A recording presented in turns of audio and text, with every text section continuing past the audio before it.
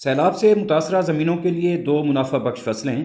किसान सैलाब के बाद ये फसलें लगाकर 1 एकड़ से लाखों रुपए कमा सकते हैं और सैलाब से मुतासरा किसान इस फसलों से खुशहाल हो सकते हैं।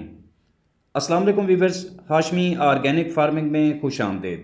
कैसे हैं दोस्तों? मैं अपने किसान को खुशहाल देखना चाहता हूँ। मैं इस काम में लगा हूँ।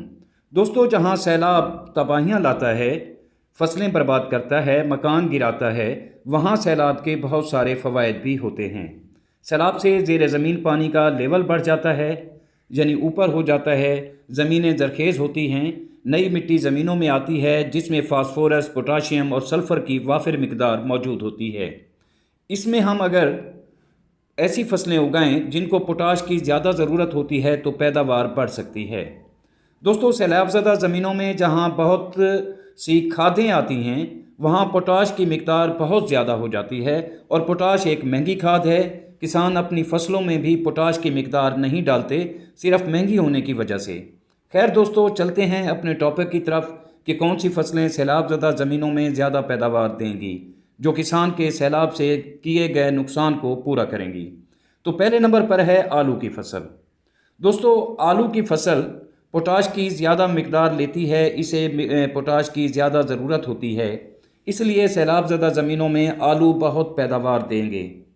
क्योंकि आलू को पोटाश ज़रूरत होती है, फास्फोरस ज़्यादा मिकदार में ज़रूरत होती है और हालिया सैलाब ने ज़मीनों में ये खादें वाफिर मिकदार में डाल दी हैं। भले आप इसका लेबॉरेटरी टेस्ट करा लें, आपको मालूम होगा कि आपकी ज़मीन में फास्फोरस ज़्यादा है, पोटाश की मात्रा ज़्यादा है। और दोस्तों, इसके अलावा आलू एक ऐसी फसल है जो पूरी दुनिया में ज़्यादा इस्तेमाल की जाती है, ज़्यादा खाई जाती है। और इसी तरह दोस्तों, दूसरे नंबर पर जो फसल है वो है ज़ीरे की। ज़ीरा भी एक ऐसी फसल है जिसे पोटाश की ज़रूरत होती है, जिससे उसके दाने की भराई होती है, दाना उसका मोटा होता है और बम्पर क्रॉप उसकी ली जा सकती है। तो दोस्तों, सैलाबज़दा ज़मीनों में ज़ीरे की काश्त करके अच्छी आमदन हासिल की जा सकती है।